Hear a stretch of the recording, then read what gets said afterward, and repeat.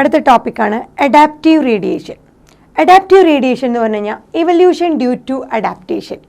അഡാപ്റ്റേഷൻ്റെ ഭാഗമായി പരിതസ്ഥിതികളുമായി പൊരുത്തപ്പെടുന്നതിൻ്റെ ഭാഗമായിട്ട് ഉണ്ടാകുന്ന ഇവല്യൂഷനാണ് അഡാപ്റ്റീവ് റേഡിയേഷൻ. എങ്ങനെയാണ് ആ പരിതസ്ഥിതികളുമായിട്ട് അല്ലെങ്കിൽ എൻവയോൺമെൻറ്റൽ കണ്ടീഷൻസുമായി പൊരുത്തപ്പെട്ട് ഇവല്യൂഷൻ സംഭവിക്കുന്നതെന്ന് നോക്കാം. സോ അതിന് എക്സാമ്പിൾ പറയുന്നത് ഡാർവിൻ ഫിഞ്ചസ്. സോ നമ്മൾ പറയുന്നത് ഡാർവിൻ HMS ബീഗിളിൽ ഒരു കപ്പൽ സീ വോയേജ് നടത്തിയപ്പോൾ കപ്പൽ പര്യടനം നടത്തിയപ്പോൾ അദ്ദേഹത്തിന് ഒരുപാട് പ്ലാന്റ്സ് അനിമൽസിനെ കുറിച്ച് അദ്ദേഹത്തിന് അറിയാൻ പറ്റി. അവരുടെ സിമിലാരിറ്റീസ്, ഡിഫറൻസ്, അവരും ആൻസസ്റ്റേഴ്സുമായിട്ടുള്ള സിമിലാരിറ്റീസ് ഒക്കെ അദ്ദേഹം ഐഡൻറ്റിഫൈ ചെയ്തിരുന്നു. സോ അതിൽ അദ്ദേഹം ശ്രദ്ധിച്ച കുറച്ച് കാര്യങ്ങളാണ് ഇവിടെ അഡാപ്റ്റീവ് റേഡിയേഷനായിട്ട് പറയുന്നത്. എങ്ങനെയാണ് ഈ പറഞ്ഞ അഡാപ്റ്റേഷൻ്റെ ഭാഗമായിട്ട് പുതിയ സ്പീഷീസുകൾ ഫോം ചെയ്തത്? അതിൽ ഡാർവിൻ ഫിഞ്ചസ് എന്ന് പറയുന്നത് ഒരു ചെറിയ ഒരു ബ്ലാക്ക് കളർ ബേർഡാണ്. അധികം സൈസൊന്നുമില്ല, ചെറിയൊരു ബേർഡാണ്. സോ ഇതിനെ അദ്ദേഹത്തിന് കണ്ടെത്താൻ പറ്റിയത് ഗാലപ്പഗോസ് ഐലൻഡിലാണ്. ഗാലപ്പഗോസ് ഐലൻഡ് എന്ന് പറഞ്ഞാൽ ഒരു 14 ഐലൻഡുകളുടെ ഒരു ചെയിനാണ് ഗാലപ്പഗോസ്. സോ 14 ഐലൻഡുകളാണ്, ചെയിൻ ഓഫ് 14 ഐലൻഡുകൾ. അത് പസഫിക് ഓഷ്യനിൽ നമ്മുടെ 600 mile away 600 miles away from South American mainland west coast of South American മെയിൻലാൻഡിൽ പസഫിക് ഓഷ്യനിലാണ് ഈ പറഞ്ഞ ഗാലപ്പഗോസ് ഐലൻഡ്. 14 ഐലൻഡുകളാണ്, ചെയിൻ ഓഫ് 14 ഐലൻഡുകളാണ് ഗാലപ്പഗോസ് ഐലൻഡ്. സോ അവിടെ അദ്ദേഹത്തിന് വളരെ അത്ഭുതകരമായ കുറച്ച് കാര്യങ്ങൾ കണ്ടെത്താൻ പറ്റി.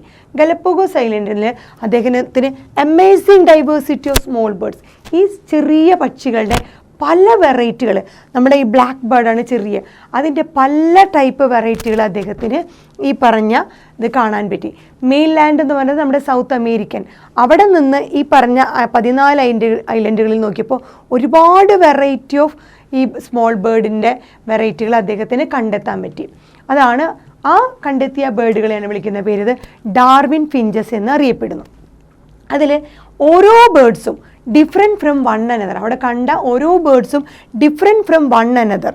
കാരണം എങ്ങനെയാണ് ഈ പറഞ്ഞ സെയിം ഐലൻഡിൽ പല പല ജിയോഗ്രാഫിക്കൽ ഏരിയയിൽ, ഈ 14 ഐലൻഡുകളിലല്ല, ആ ഗാലപ്പഗോസ് ഐലൻഡിലെ പല ഇതിലും പല ജിയോഗ്രാഫിക്കൽ ഹാബിറ്ററ്റിലെത്തിയപ്പോൾ എങ്ങനെയാണ് ഒരു ബേർഡിൻ്റെ ഇത്രയും വെറൈറ്റികൾ ഉണ്ടായെന്ന് അദ്ദേഹം ഒരുപാട് സർപ്രൈസ്ഡായി. അത് പിന്നീട് അദ്ദേഹത്തിന് മനസ്സിലായി ഡിഫറെൻറ്റ് ഫീഡിങ് ഹാബിറ്ററ്റ് വഴിയാണ് ഈ പറഞ്ഞ ഡിഫറെൻറ്റ് വെറൈറ്റി ഓഫ് ബേർഡ്സുകൾ ഉണ്ടായത്. സോ അവിടെ ഒറിജിനൽ സീഡ് ഈറ്റിംഗ് ആയിരുന്നു. നമ്മുടെ സൗത്ത് അമേരിക്കൻ മെയിൻലാൻഡിൽ ഒറിജിനൽ വെറൈറ്റിയാണ് ഉണ്ടായിരുന്നത്. അത് സീഡ് ഈറ്റിംഗ് ഹാബിറ്റായിരുന്നു. സോ ആ ബേർഡിന് സീഡ് ഈറ്റിംഗ് ഹാബിറ്റായിരുന്നു. പിന്നീട് ഡിഫറെൻറ്റ് ബീക്സുകൾ ആ ജിയോഗ്രാഫിക്കൽ റീജിയനിൽ നിന്ന് മാറി പുതിയ സ്ഥലത്തെത്തിയപ്പോൾ, പുതിയ ഹാബിറ്ററ്റുകളിലേക്ക് അത് മൈഗ്രേറ്റ് ചെയ്തപ്പോൾ അവരുടെ ബീക്കിൽ, അതിൽ ഒരുപാട് മാറ്റങ്ങൾ വന്നു. സോ ഈ ഡിഫറെൻറ്റ് ബീക്കുകൾ അവരിൽ വന്നത്, ഇവോൾവ് ചെയ്ത് വന്നത് അവരുടെ നീഡ് അനുസരിച്ചിട്ടാണ്. സോ ആദ്യത്തെ ഇത് പറയുന്നത് എന്തായിരുന്നു? സീഡ് ഈറ്റിംഗ് ഫോമാണ്. സീഡിനെ കഴിക്കാൻ കഴിയുന്ന ഒരു ബേർഡായിരുന്നു ഈ ഫിഞ്ച് എന്ന് പറയുന്നത്. പിന്നീട് ഇൻസെക്ടിവോറസ് ഫിഞ്ചുകൾ ഡെവലപ്പ് ചെയ്തു. പിന്നെ വെജിറ്റേറിയൻ ഫിഞ്ച്, അങ്ങനെ പല ടൈപ്പ് ഫിഞ്ചുകൾ. ഒന്നുമില്ല, ഈ ബീക്കിൽ മാത്രം വ്യത്യാസം. ഏത് ടൈപ്പ് ഫുഡ് കഴിക്കണോ അതിനനുസരിച്ചുള്ള ബീക്കുകൾ ഈ പറഞ്ഞ ബേർഡിൽ ഡെവലപ്പ് ചെയ്തു.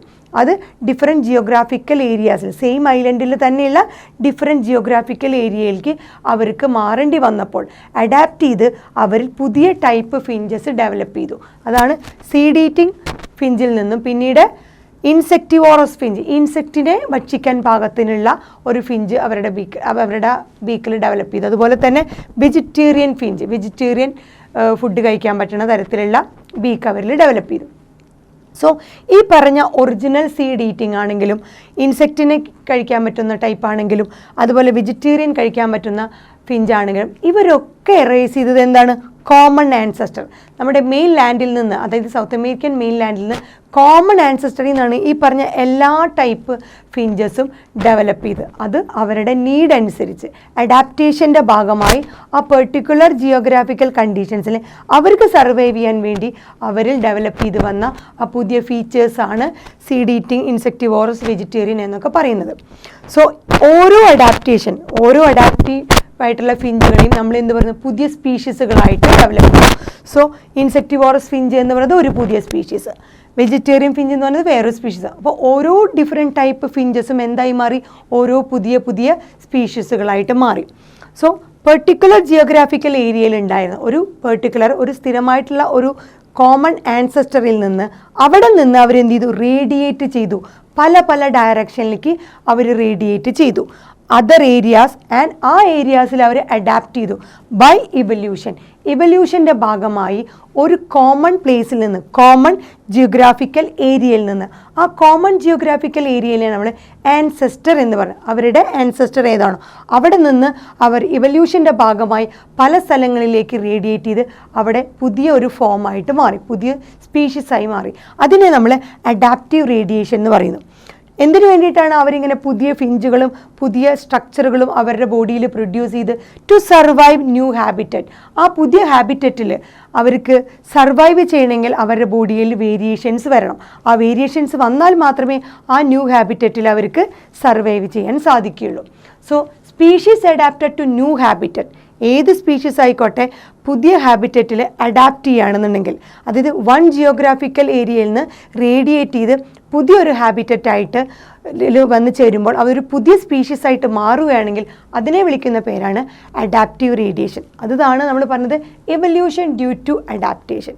അഡാപ്റ്റേഷൻ്റെ ഭാഗമായി ഒരു പുതിയ ഓർഗാനിസം അല്ലെങ്കിൽ പുതിയ സ്പീഷീസ് മാറുന്നുണ്ടെങ്കിൽ അതിനെ വിളിക്കുന്ന പേരാണ് അഡാപ്റ്റീവ് റേഡിയേഷൻ.